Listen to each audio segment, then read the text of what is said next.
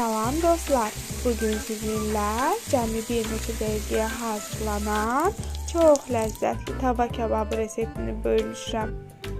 Əvvəlcə incə doğranmış mal əti və quyruğu zövqə görə duzlayıb istiotladıqdan sonra yaxşıca qarışdırırıq.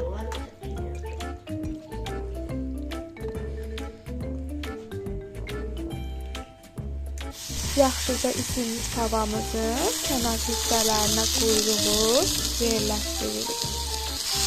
Tavamızın orta hissəsinə isə incə doğradığımız ətləri yerləşdiririk.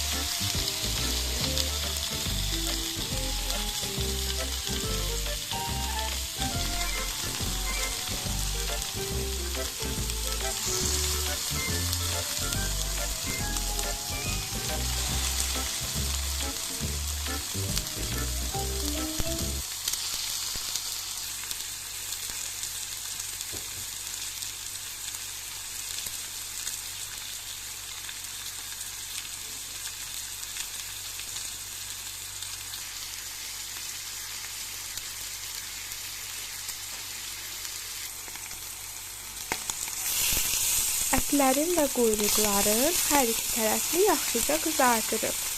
Quyruq ətə xüsusi dad verir.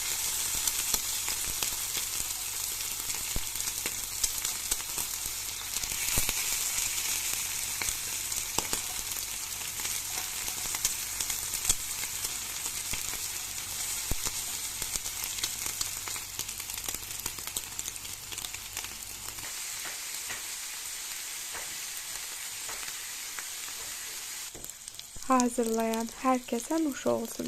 Əgər videomu bəyəndinsə, bəyənməyi və kanalıma abunə olmağı unutma.